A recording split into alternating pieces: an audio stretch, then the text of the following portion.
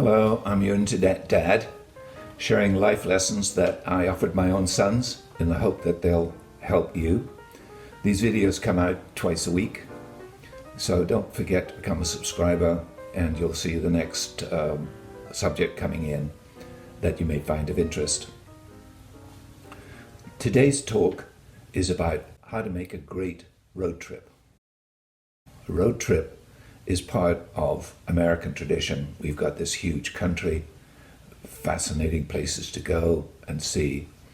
And this should be part of your future plans. It's inexpensive, it's a fun vacation, and I hope you'll do it. I've got 5 basic rules for road trips, and I've had some really epic ones in the United States, in South America, in Africa and Europe. But I want to talk about the US trips that I took with my sons. I have 5 basic rules which I hope you'll abide by. The first one is arguably the most important, and that is don't plan for too much of a daily mileage target. This applies if you're doing a classic road trip.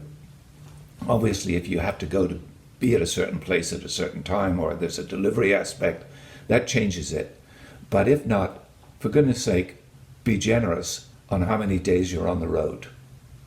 Rule number 2, do research your trip ahead of time. There are thousands of places in the United States of fascinating interest. Check them out, Google the details, and decide which ones you want to see. Do remember, according to the route you may take, you may not be in this area for many, many years to come. So don't lose out on those memories. Rule number 3, as a practical issue, get GasBuddy or an equivalent app on your phone. All gasoline is the same, so go for the cheapest. Even high octane engines will adjust to the lower octane automatically. But don't spend money unnecessarily. GasBuddy can help. Rule number 4, when it gets dark, stop unless you're under time pressure. You can't see the scenery, you can't see the places. Many of the visits you might want to make are closed in the evening. So why not just pull off at the next rest stop, check in for the night, have a good night's sleep after a decent meal, and start very early in the morning at first light, and you'll feel the better for it. Rule number 5 could be the most important, and that is when you feel yourself getting tired, none of this get-home-itis aspect of it. Nothing's more important than your life.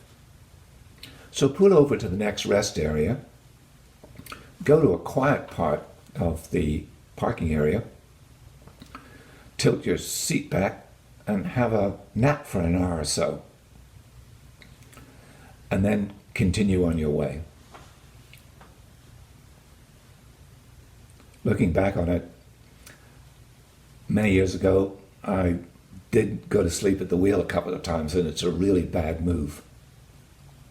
So those are my 5 basic rules. I want to move on to another subject that's part and parcel of road trips, and that is speeding tickets. Now, most people drive what's called 10 over. That means if they drive 10 miles per hour over the speed limit. If it's 65, they drive at 75, fairly confident that they won't get a speeding ticket. But it's easy to drift towards 80, especially when you're going downhill. So be careful about that. Now, I'm the last person to condone crazy speeds. The life that may be lost may not be your own, so just don't do it. I always salute the work of the police. They do a wonderful job protecting us, but they do have a secondary function, and that is collecting money from speeding tickets.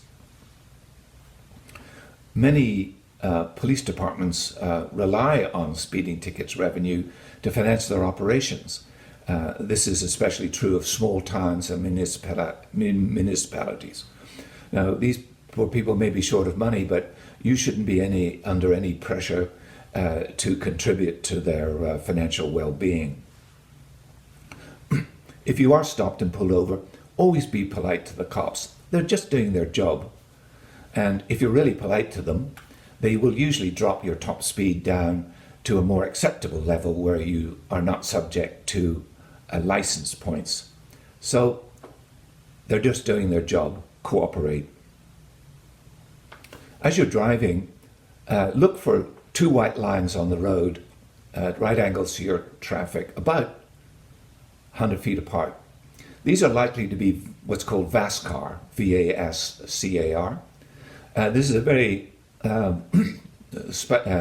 special word for what is basically a stopwatch. The police car will be off to the side of the road. As you drive over the first line, the policeman starts the stopwatch. As you drive over the second, he hits it again. And he's got your average speed. The good news is it's average speed.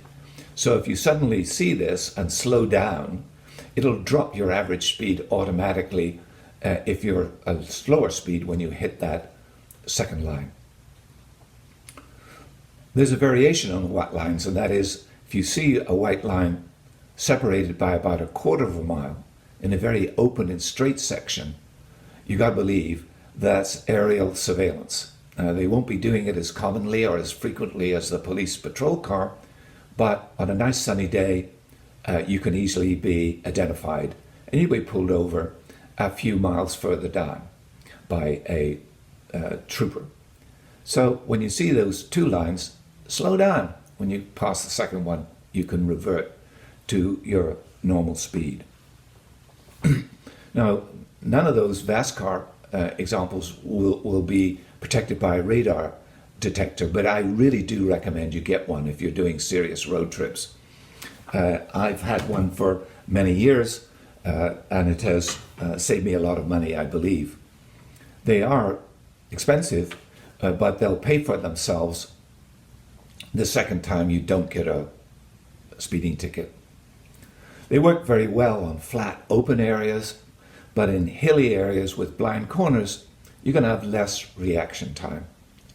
Now, if everybody bought a radar detector, we'd all be in trouble. Fortunately, very few people do, and we can benefit from the fact that we're careful and they're not. Do remember that Ka band is always police radar. It's not a false signal.